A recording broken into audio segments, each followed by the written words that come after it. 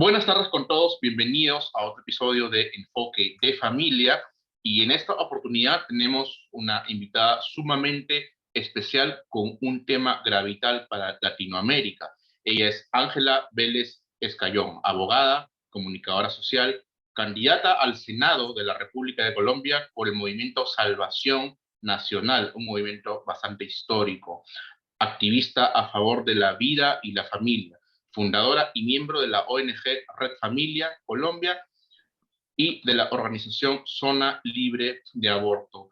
Ángela, bienvenida al Enfoque de Familia. Muchas gracias por aceptar esta entrevista. Gracias por tu tiempo. Y tenemos temas complicados esta tarde. Muchas gracias, Andrés. Yo feliz de estar acá. Tengo un vínculo muy profundo con el Perú. Mis hijas nacieron allá, viví 3 años. Amo profundamente al Perú. Y bueno, feliz de estar contigo y de tener la oportunidad de que estrechemos lazos aún más con la comunidad peruana. Así es. ¿Qué pasó? Coméntanos, ¿qué pasó? Ya el tema fue noticia en todo el mundo, creo yo. ¿Y qué pasó? Solamente tú nos puedes contar qué es lo que ha pasado desde su génesis, ¿no? Cómo ha ido el devenir de los hechos y por qué hemos llegado al punto en el que estamos. Mira, Colombia siempre ha sido un país, primero, de mayoría católica cristiana. Totalmente. Segundo, pro vida siempre. Nosotros tuvimos una constituyente en el año 91 y en ese año ya trataron de meter el tema del aborto y precisamente fue Salvación Nacional, el movimiento al que yo represento, con quien yo desde esa época estaba muy joven, fue quien paró que no quedara, porque lo trataban de meter con engaños. Tú sabes que con ellos todos son engaños, mentiras, haciéndolo por debajo. Que el aborto era claro que no. En Colombia era un tema pues que todo el mundo tenía claro que no, o sea, inclusive nuestros dos partidos, liberal y conservador en general, había claridad que no. El M19, que tú sabes que es izquierda, llegaron a la Constitución y ellos ya empezaron a plantear, y algunos liberales también. Pero como tú sabes cómo es esta agenda y la infinidad de recursos que tiene, ellos lo que hacen es hacer lo que han hecho en todos los países, es este litigio estratégico divinamente. Y del otro lado, como la verdad la gente no tiene ni idea que existe eso, pues como decimos en Colombia, nos cogieron con los pantalones abajo. Y en el año 2006, a través del Congreso trataron de meter varias veces el aborto. Y siempre el Congreso lo negó, creo que fueron más de 10 veces. Pero una de las cosas que pasó en la constituyente fue que se creó una Corte Constitucional. No es como ustedes tienen una Corte Suprema. Acá hay una Corte Suprema, pero también hay una Corte Constitucional. Se dividió y esa Corte Constitucional es un órgano de cierre. Y esa Corte Constitucional, en principio, digamos que la constituyente fue en el 91, en el 94, la constituyente se presenta una demanda diciendo que el artículo donde se establece que el aborto es un delito era inconstitucional. La Corte estudia la demanda y falla diciendo no, aquí hay un artículo que es el artículo 11 de la Constitución que dice que el derecho a la vida es inviolable, no habrá pena de muerte. O sea que acá no hay opción de nada. Sin embargo, como te digo, esta gente muy inteligentemente, muy hábilmente, financiada divinamente, además eso está probado, los millones de dólares que le pagaron a una fundación que se llama Women's Link, algo así como Women's Link, una abogada específica, que se llama Mónica Roa, hacen toda una estrategia de litigio para lograr volver en el año 2006 a llegar con una demanda nuevamente. ¿Cuál demanda? Aduciendo 3 causales. Aduciendo las 3 causales famosas de la violación, de la malformación del feto y de la enfermedad de la madre. Entonces, ya en ese momento la Corte estaba bastante cooptada por progresismo, por personas muy progresistas, especialmente un magistrado, un hombre de izquierda. Y como ellos sí tenían muy claro, ellos estaban obviamente uno ya entiende que ellos estaban en llave con los otros, con los demandantes. Entonces llegan y presentan esta demanda y habiendo ya estado juzgado en el 94, que ya la Corte se había referido a ese tema y no había opción de nada, cambia la jurisprudencia y empieza a hacer una cosa que hace la Corte Constitucional acá, que es legislar. La Corte le da por legislar, entonces decide todo. Todo lo que debe decir el Congreso lo decide la Corte, legisla, ejecuta, ordena el gasto, o sea, excede todas sus competencias y sus límites, y desafortunadamente no hay nadie que la controle, porque pareciera que a nosotros nos gobierna esa Corte. Entonces, en el año 2006, pues tristemente, nos meten este cuento de las 3 causales, pero claramente hay una narrativa permanente de los medios de comunicación, todo lo que está financiado por esta misma agenda que tú la debes conocer muy bien, para convencer al ideario de la gente y trabajar con esa narrativa que obviamente esos casos terribles, el de la violación, el de la enfermedad de la madre, entonces que es obvio que tiene que haber aborto. Lo cual además era una falacia, Andrés. ¿Por qué? Porque había en el Código Penal era claro que habían unos casos de vulnerabilidad de las mujeres, y en ese, por ejemplo, estaba el tema de violación, y que por lo tanto, si una mujer abortaba, pues había una atenuación de la pena, porque se comprende que ante una situación así, pues claro que no es el ideal, claro que no está bien, pero el legislador en su sabiduría pues entiende, digamos, oiga, esta persona pues hay que tratarla con consideración porque es un caso excepcional. Entonces, digamos, lo de las 3 causales es pues una gran mentira, habiéndote yo explicado lo del Código Penal. Desde el 2006 para acá, cada vez la Corte, digamos, mitad y mitad, pero se fue plagando de progresismo, y llegaron al punto, con varias sentencias, entonces lo que hacen ellos, presentan demandas y la Corte va abriendo la puerta. ¿Y en qué situación estamos ahorita?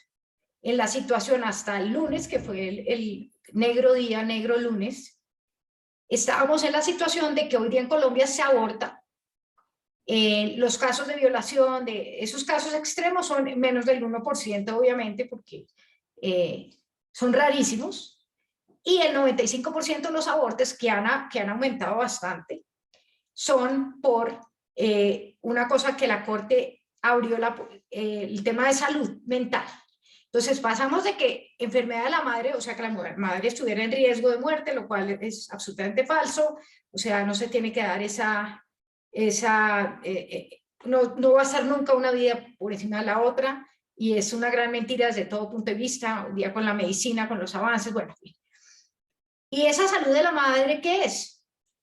¿Está angustiada la señora o simplemente no le provoca tener, no quiere, no, estoy estresada, no, tranquila, aborte? Eso es salud mental hoy en día. Entonces, el nivel del aumento de aborto en Colombia es pobreza causal. Y no solamente hay un 95% de abortos en ese caso. Se han abortado bebés de 8 y 9 meses. O sea, calcula lo que por cuenta de la salud mental. Entonces, llegamos, pero como ellos no paran nunca, hace 2 años presentaron otras demandas. Se presentaron unas demandas desafortunadamente por una persona supuestamente prohibida, pero que siempre se le dijo que no las presentara porque era darle insumos para que sigan abriendo, porque nosotros sabíamos que los que estamos en esta causa sabemos perfectamente que ellos lo que querían era legalizar totalmente. Entonces, hace 2 años la Corte, afortunadamente, después de esa demanda, dice, no, yo no me pronuncio porque ya está juzgado esto en el 2006 y le tocaría legislar hasta el Congreso. El Congreso nunca lo hizo, lo trató de hacer, pero nunca lo hizo. Digamos que hubo un avance porque hoy hay una bancada prohibida en el Congreso. Pero entonces vuelven este año y presentan, y coincide que en todos nuestros países, mira que estamos en la misma, ¿no? Argentina, Chile, en todos nuestros países, Ecuador, todos. Entonces presentan nuevamente una demanda, presentan 2 demandas. Una de las demandas la presenta una cosa que se llama causa justa, cuya es como una plataforma de fundaciones, dentro de las cuales todas las fundaciones son abortistas y todas son financiadas. Es una ONG, creo, ¿no? Esta causa no, justa.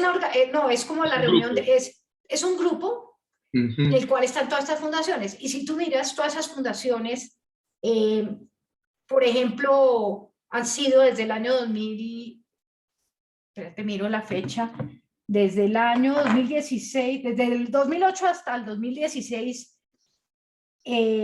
los señores de la IPPF, que tú sabes quiénes son, la International Planet, la multinacional del aborto, le ha metido solo en Colombia a organizaciones abortistas y feministas 17.700.000 $. Y la Fundación Rockefeller le ha metido, por ejemplo, a una de esas fundaciones que es parte del grupo que presentó, que se llama Católicas por el Derecho a Decidir, que es del señor Soros, financiada por Open Society en $3 millones. Entonces, miremos el nivel de dinero que había acá. Entonces, se organizan, hacen, y hay que entender una cosa, y es que el gobierno nefasto, nosotros, tú sabes, bueno, tenemos un gobierno que es un gobierno muy tibio, pero pues, digamos, dentro de lo malo, pues ahí. Pero el anterior, tú sabes que fue Juan Manuel Santos, que fue el que vendió el país a las FARC. Él es una persona que tiene relación estrecha con el señor Soros y con el señor Rockefeller. Es miembro de la junta directiva tanto de Crisis Group de Soros como de la Fundación Rockefeller y se ufana de eso. Entonces, él sí metió, de los 5 magistrados que votaron a favor de esta legalización del aborto, todos son cercanos a él. Todos son puestos por él prácticamente. 4, y hay un conjuez. Entonces, digamos que se dio el momento, el cultivo perfecto, y a pesar de tener todos los argumentos, presentamos las organizaciones pro vida, más de, podría decir yo, 100 intervenciones, yo sola presenté 10, con eso te digo todo. De todo tipo. Y sin embargo, la verdad no pensaba, tuvo mucho tropiezo porque uno de los magistrados, abiertamente abortista, prejuzgó y habló en medios de comunicación, entonces lo recusamos. O sea, tú sabes qué es recusar, usted no puede, porque usted... Y se logró la recusación. Y pusieron un conjuez que pensamos que era un hombre independiente, que era lo que esperábamos, porque uno acá lo único que espera es que haya una persona seria, independiente y que no esté cargada para el otro lado, porque es muy difícil. Porque además cualquier persona seria que ve los argumentos que hay, porque es que es... La justicia tiene que ser imparcial totalmente. Si no, no pero justicia. aquí pues obviamente es una corte todavía muy progresista. Entonces, este conjuez resultó que también tenía relación con Santos. Después nos dimos cuenta que también. Pero adicionalmente, entonces ya llega el momento de fallar. Bueno, fue todo un proceso lento de recusar, bueno.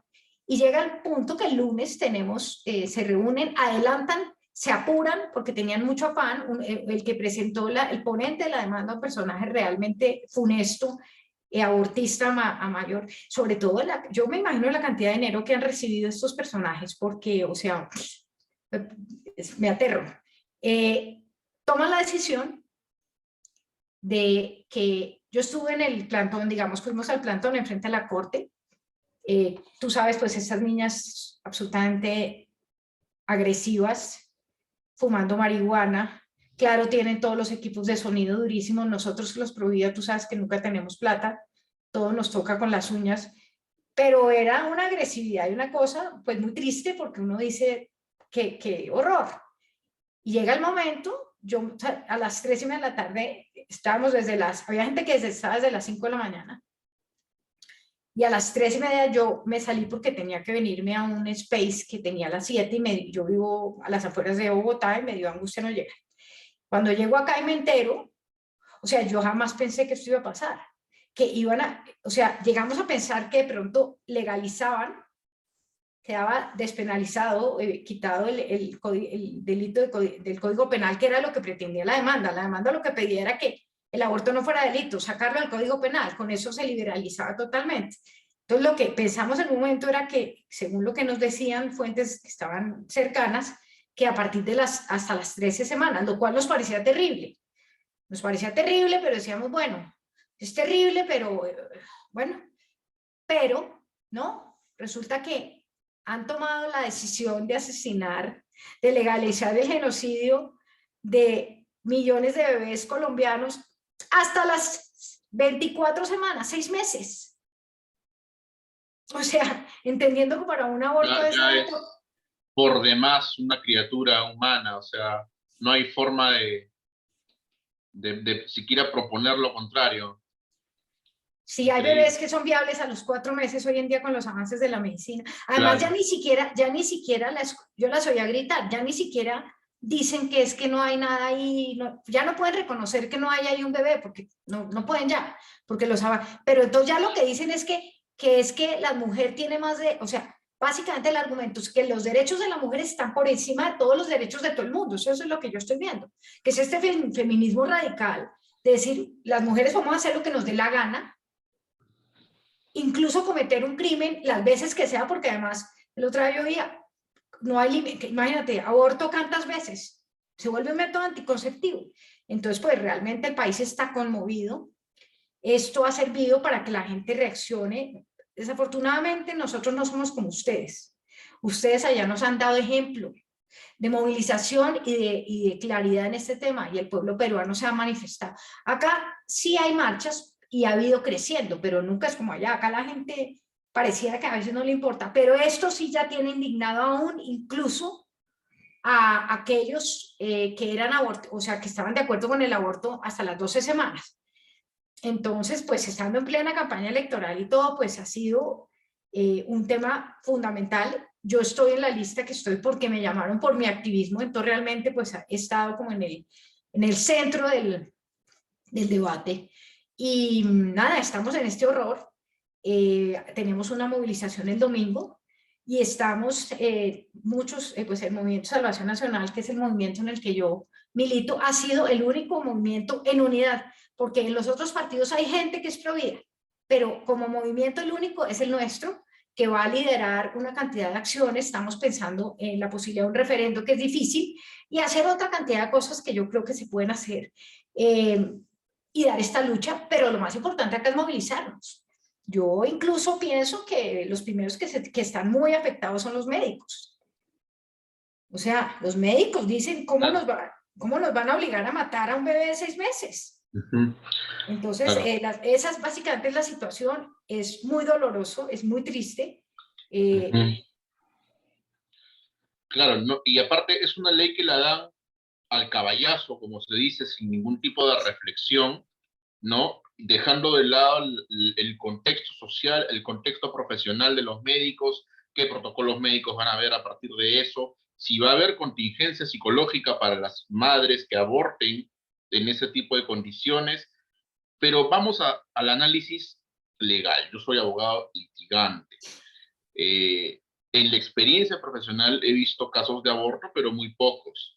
¿Sí? Y yo no sé cómo será en Colombia, pero al menos acá en Perú, desde el título preliminar del Código Penal, ya se indica que el titular de la acción es el fiscal puede formular denuncia, puede no denunciar, puede archivar la denuncia, puede aplicar principio de oportunidad, puede aplicar criterio de determinación anticipada, porque el Ministerio Público maneja, y en los casos, el Ministerio Público maneja la acción penal, y en los casos que yo he visto de abortos donde de verdad ha sido una niña, por ejemplo, he visto un caso de una de ellas, ha sido una niña que abortó inducida por la amiguita del colegio, pero que parecía que la amiguita del colegio no era del colegio, sino que era mayor de edad y era una persona fuera de no sé dónde, y la niña no quería hablar, no quería decir quién le dio las benditas pastillas, porque obviamente van al hospital para que le hagan el legrado, nada más, pero ellas habían autoinducido al aborto mediante la ingesta de estas pastillas. Y en este tipo de casos, déjeme decirle, doctora, que el fiscal se reserva el derecho de la acción penal, porque le mira los ojos a la niña, porque es una niña, y le dice, hija, no vuelvas a cometer este acto, o sea, ten conciencia, arrepiéntete, yo no te voy a denunciar, no vas a ir a la cárcel, no, pero nunca más. A diferencia de otros casos que sí he visto ya, una persona mayor, una mujer, y esto es un caso real, ¿eh? No me vayan a decir que, ay, que soy un homofóbico, no, una mujer fue a un hospital, yo estaba atendiendo otra emergencia y fue acompañada de dos amigos homosexuales, obviamente eran homosexuales abiertamente, y venía al hospital para que le hagan el legrado. De inmediato el médico le identificó su situación médica y la enfermera le agarró la mano y dijo, ¿cómo te vas? Usted no puede salir de acá, señorita, porque usted ha cometido un aborto en casa y quiere que acá, porque por cuanto no te has sabido tratar, ¿no? Vienes acá, pero lo que has cometido es un delito y tienes que estar retenida. Llegó el fiscal, llegó la policía y todo el tema, y la fiscal, con mucha sabiduría, le dijo, tú no has abortado porque te han violado, porque eres una niña de 16, 17 años que ya pues cometiste un error, tú tienes más de 30 y te apuesto que no es la primera vez. Tú sí has cometido un delito. Se Claro. quedó detenida, definitivamente. Y hay que decir las cosas como son. La gente no va por ahí embarazándose, ¿no? Las mujeres obviamente no andan por ahí por la vida embarazándose con el fin de abortar. Eso pasa por dos cosas. Uno es un tema efectivamente de educación y otro es netamente de irresponsabilidad. O Total, sea, me total. importa un pepino la vida propia y por cuanto me importa un pepino la vida propia, me importa la de los demás o lo que pueda salir de mí. Total, es un Eso tema, es un es un delito. tema, total, es un tema absoluto. Yo hoy, por ejemplo, tuvimos un debate muy fuerte con otras candidatas que son de izquierda del partido del señor Petro, y yo, el candidato presidencial que está conmigo, que es, el otro hablábamos, y yo estoy de acuerdo con la posición. El debate no puede ser las mujeres. El debate no son los derechos de las mujeres. El debate es que acá hay un derecho de un ser vulnerable y que las mujeres no pueden pasar por encima de ese derecho porque hago lo que me da la gana, y plantean el tema de educación sexual, que ustedes están en eso ahorita, y nosotros acá en Colombia ya llevamos desde el año 90 con una porquería de educación sexual, en la que yo les decía hoy, ustedes llevamos 31 años en esto, ustedes lo que han hecho es hipersexualizar acá, que acá todo el mundo haga como si fuera a comer, como si fuera a comerse un chicle, tener relaciones sexuales. Si uno Claro, tiene relaciones sexuales, tiene que tener responsabilidad y conciencia de que esa educación sexual es nefasta, es equivocada, y entonces no puede ser que, como yo soy mujer, tengo los derechos de las mujeres, pues más o menos ahora están por encima de los de todo el mundo. Y en Colombia los derechos de los niños están por encima de los derechos como internacionalmente. Además, Colombia ha firmado, por ejemplo, el Tratado de San José de San José de Costa Rica. O sea, nosotros estamos... Además, otra cosa, Andrés, acá en el caso de Colombia, lo que pasa con la Corte Constitucional es absolutamente ilegal. La Corte no puede, porque acá lo único que puede legislar sobre derechos fundamentales es el Congreso. Entonces, esto es una claro, Congreso. arbitrariedad, y el tema de lo que tú planteas, yo lo digo, yo lo pienso también, y no lo he dicho todavía, pero lo diré. Está bien una mujer que está en una situación complicada, una mujer que de pronto la violaron, que tome la decisión, listo, perfecto, hay que mirarla pero tampoco la va a felicitar. Pero una mujer que aborta varias veces, mayor de edad, para mí debe estar detenida, es una asesina, O los está es una vendiendo, asesina, es una o los está asesina. vendiendo, claro. Es que las cosas como son. Y yo creo que definitivamente, claro, va por tema de la persona, ¿no? O sea, hay, más allá de cuál sea el fin, sea para venderlo, sea para simplemente deshacerse del cuerpo, o incluso yendo más allá, así me vayan a llamar loco por este comentario, pero esto ya en una entrevista anterior, con una entrevista hace mucho tiempo hemos hablado sobre esto, que esto parece un tema medio lúgubre, medio satánico. O sea, ¿por qué? ¿No? Y a niveles de ofrendas. Eso es una cosa bastante El complicada. aborto, el aborto es el sacrificio humano moderno. Es el sacrificio humano moderno, con la diferencia que el sacrificio humano que se hacía en las civilizaciones antiguas, que precisamente en México era una, no sé si los incas también, pero en México Y sí en era Perú también terrible, había. era porque no, esa gente no conocía, digamos, no conocía a Dios, y equivocadamente pensaba que agradaba a esos dioses. Había una inconsciencia, pero hoy en día no hay inconsciencia. Utilizan el tema del aborto en ritos satánicos y todo ese tipo de cosas, es una realidad. Esto existe, la gente lo tiene que saber. Y miren, no me vayan a tildar de loco también por lo que voy a decir, pero también yo lo he expuesto en este programa el año pasado, si no me equivoco, me están haciendo recordar temas muy importantes. En la cultura hebrea y en la cultura griega tenían la representación de la diosa Acera, Lilit, cuyo nombre no se puede mencionar para los judíos, Lilith, por fines académicos lo menciono, ¿no? Y su color predominante era el verde. y sus sacrificios eran sacrificios de niños recién nacidos. Y en la cultura judía, en la cultura hebrea, en la cábala hebrea, como lo quieren llamar, los registros, y esto es historia, esto lo pueden revisar, lo pueden ir a una sinagoga de cualquier país y el rabino les va a contar que esta diosa pedía sacrificios y de pronto en la mitología hebrea o en la historia hebrea, Dios a esta demonio, L-I-L-I-T, le prohíbe encarnar o nacer y a partir de ahí esa demonia se ha dedicado a matar a los niños prematuros o en la época medieval se puso de moda no sé si decir el cuento o la superstición de que cuando moría un niño de forma prematura o la muerte súbita, que mucho ha existido en nuestra civilización, se le atribuía a esa entidad demoníaca, ¿no? Cuyo color predominante en sus sacrificios era el color verde, curiosamente el color verde. Entonces, no estamos hablando de cosas disparatadas. Revisamos un poco la historia y vamos a encontrar que esto es así. Entonces, estamos reviviendo culturas que precisamente estos movimientos progresistas pretenden desarraigar, porque el progresismo promueve supuestamente bienestar. Tenemos los ODS, los Objetivos de Desarrollo Sostenible de la Agenda 2030. Uy, qué buenos son. Sí, son buenos, pero ¿a costa de qué? Seis de los objetivos de la Agenda 2030 son en referencia al aborto. Porque mira, aquí realmente lo que hay es, yo he estudiado mucho este tema desde hace mucho tiempo, pero digamos que en el 2020 más o menos hice una maestría en Agenda 2030.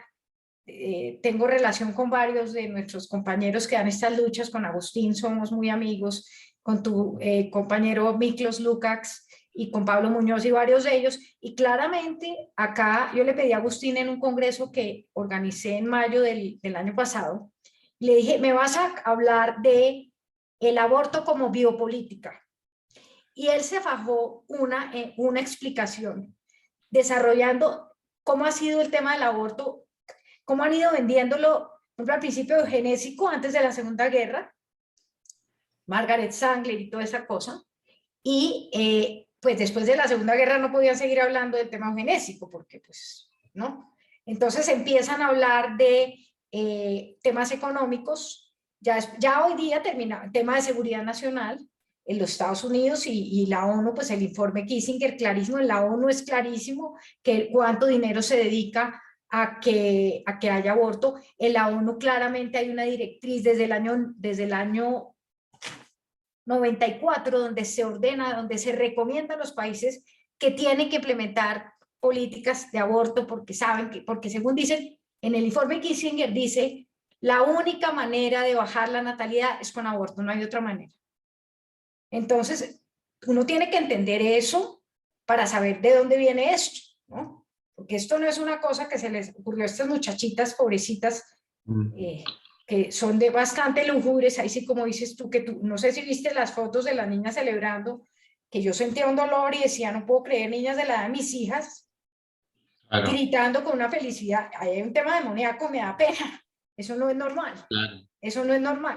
Entonces, hay que entender que acá hay una agenda muy pesada y el progresismo, como dice Miklos Lukács, en lo que estoy completa, el problema más que el comunismo es el progresismo, porque el progresismo en el fondo, ¿qué pasa? El corazón del progresismo es el aborto, porque como el progresismo es decir, todo hay que cambiarlo, todo hay que cambiarlo para deconstruir nuestra...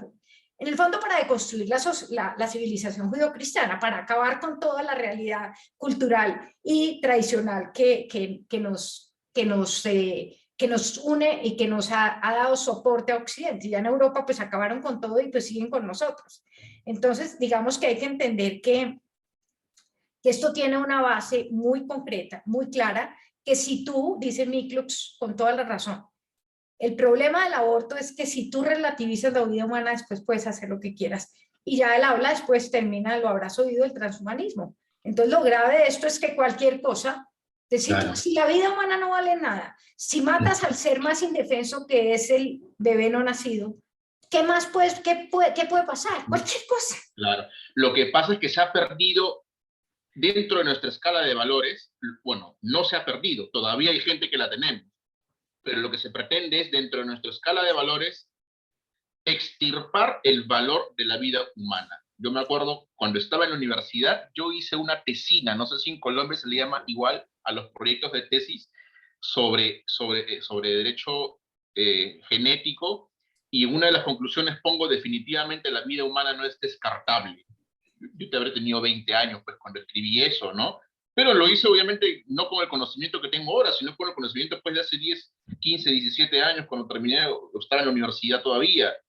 Entonces, estamos hablando de que nos quieren extirpar el valor de la vida humana cuando objetivizas al ser humano, tú lo ves como una cosa, y la cosa tiene dos funciones: o te ayuda o te beneficia. Desde la silla en la que estamos sentados. Si la silla en la que estamos sentados tú y yo nos es funcional, nos es útil, la tenemos, nos es cómoda, la tenemos. Se le rompe una pata, adiós, cambio de silla. Y el ser humano no es una cosa. Esto es lo que no están enseñando o están haciendo que desaprendamos, tanto los niños en la educación básica regular como en la sociedad en general, por la televisión basura, por los mensajes subliminales incluso que existen en la media, en la más media, ¿no? La cultura de la promoción de los antivalores. ¿Qué solución puede haber para el mundo, para Latinoamérica, ante esta incursión desmoralizante y algo que me preocupa bastante por nuestro querido país de Colombia, que es una nación hermana? Hace unos minutos me felicitaste, bueno, a mí y a mi país, a nuestro amado Perú, por la lucha que se hace en Perú. Sin embargo, yo también tengo que felicitarte como colombiana y a la nación de Colombia, porque de ustedes nosotros hemos aprendido. Nosotros en Perú hemos tenido muy claro lo que pasó con el currículo educativo de Colombia, los links que aparecieron pornográficos y las guías de masturbación infantil, y cómo es que en Colombia salió una mega marcha. Tengo amigos, amigas de Colombia que me llamaron y me dijeron, tu micrófono está apagado, me dijeron: Andrés, ha salido una mega marcha que no te imaginas. Y fue espontánea, esa la organizamos nosotros, Andrés. Red Familia Colombia fue la primera que habló del tema de ideología de género y que denunció. Lo que pasa es que tuvimos la fortuna que una diputada muy valiente, que tenía el capital político, más despertó, y es que cuando la gente se le meten con los hijos, ustedes, esa belleza campaña de con mis hijos no te metas, salió, digamos ¿qué veo yo? Yo veo que dentro de la tragedia en la que estamos, es una oportunidad, porque el país sí está indignado. El país sí está indignado, y lo que es importante es que podamos llegar al Congreso y podamos seguir con esto, y que no sea cosa de un día y que se le olvide a la gente, ¿no? Eso es lo que realmente, pues, esta es una lucha de largo aliento.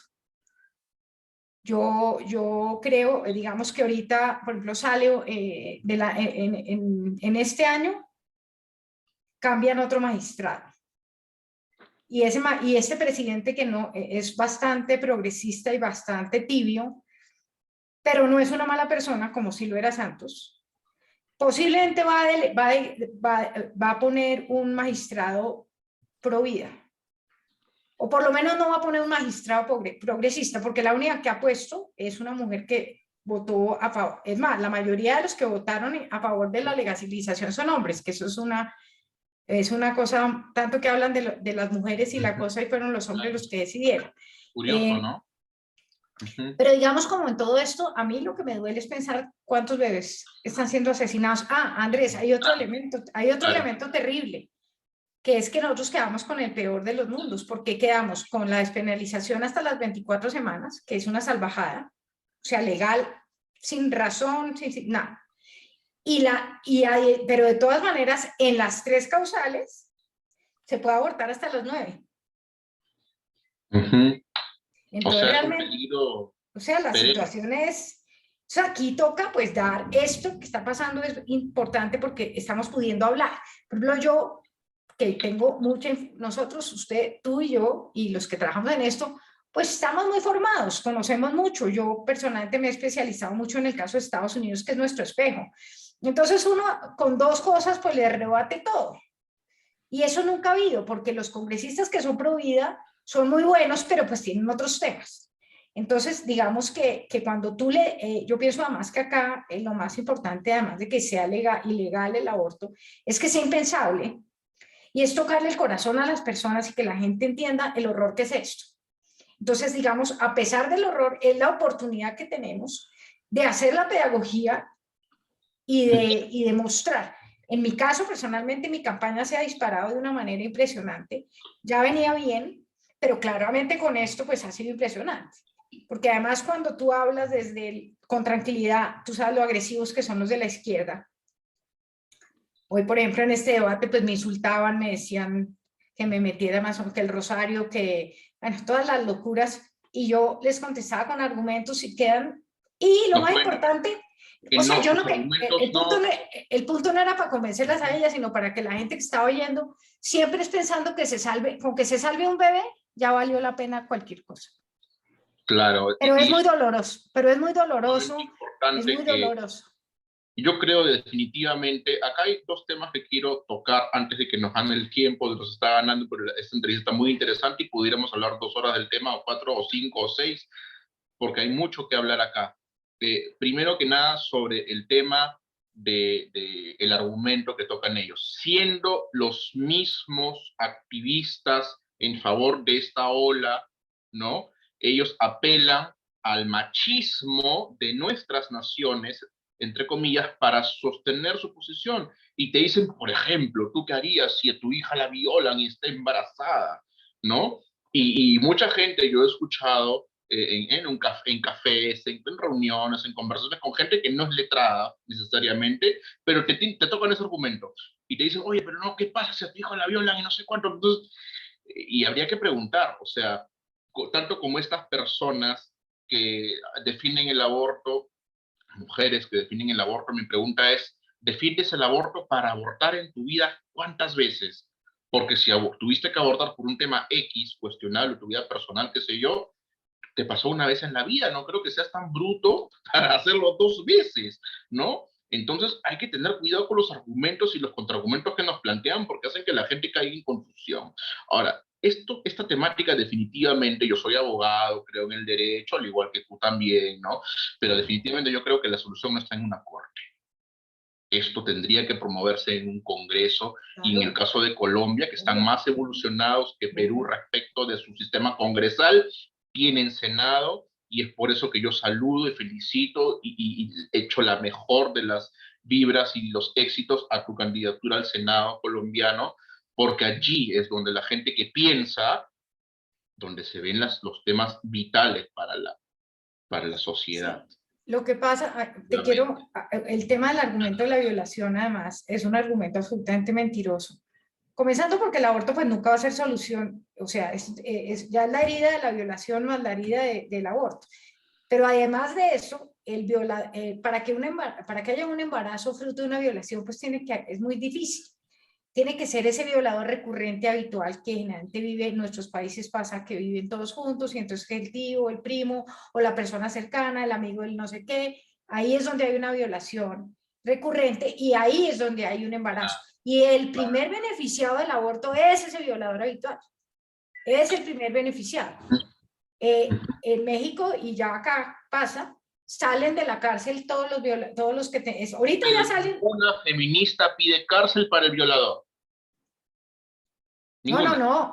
No, la solución es matar al bebé. Por eso todo es tan mentiroso y todo es tan falaz. En Colombia tenemos un problema muy grave ahorita, pues muchos problemas, pero uno de los más graves es el tema de que la justicia está podrida.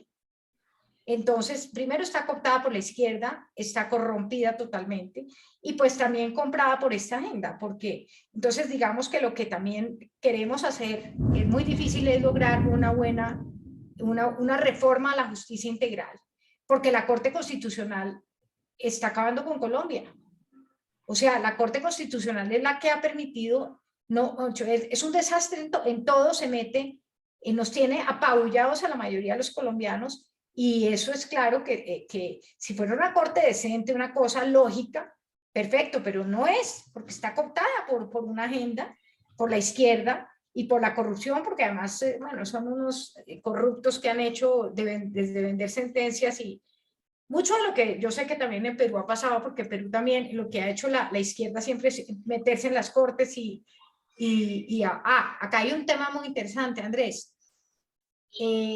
Esta sentencia tiene una relación por eso sabemos que Juan Manuel Santos tiene que ver, porque tú sabes que lo de las FARC es una vergüenza, pues que ellos no han pagado un día No se nada, negocia con terroristas. pero ya, pues ellos no han pagado un día tal, y en el caso del aborto es el único crimen que los tenía nerviosos, porque claro, como es un crimen de guerra, pero entonces con la despenalización del aborto quedan libres, porque ya no es delito.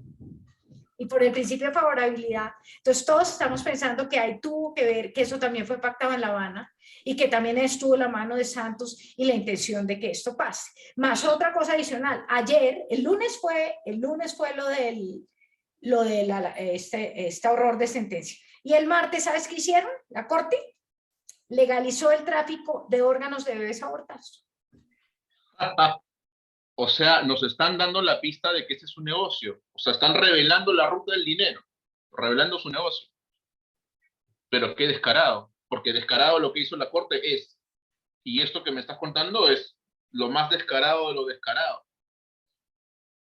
Porque no hay protocolo, al menos de público conocimiento, sobre qué hacen las clínicas con los restos de los fetos. No existe.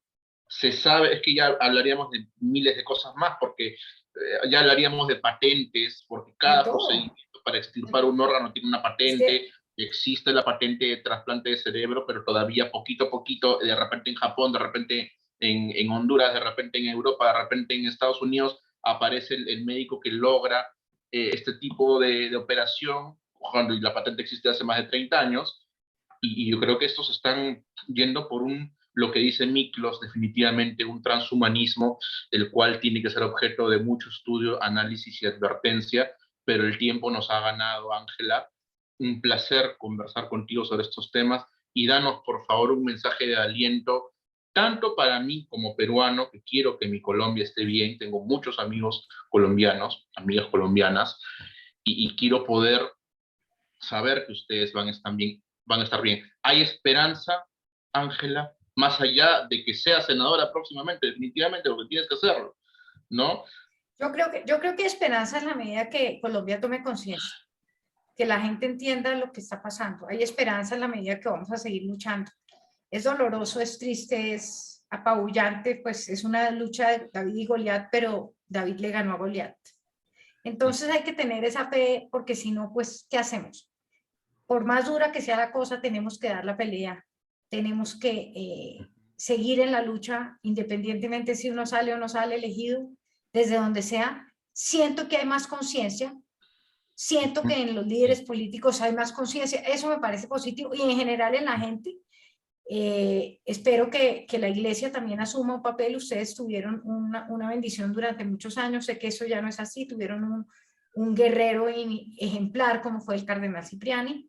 Nosotros hemos tenido algunos buenos pastores, pero falta mucho. Entonces, digamos que sí hay esperanza, Acá fue pero, frontal. pero creo que, digamos que es muy importante que nos articulemos entre países y que entendamos que nosotros somos el pulmón espiritual del mundo y que si nosotros caemos, entonces nosotros tenemos que seguir resistiendo y seguir luchando hasta el final. Así es. Ángela, muchas gracias por tu tiempo, por tu energía, por tu vibra, por todo el tiempo que le dedicas de estudio y de lucha a esta causa. Estoy seguro que con personajes como tú, yo creo que podemos salir adelante en nuestras naciones para que dejen de colonizarlos ideológicamente y que dejen de destruir nuestras infancias, pervertir a nuestros niños y terminar matándolos, creo yo, que es lo más importante.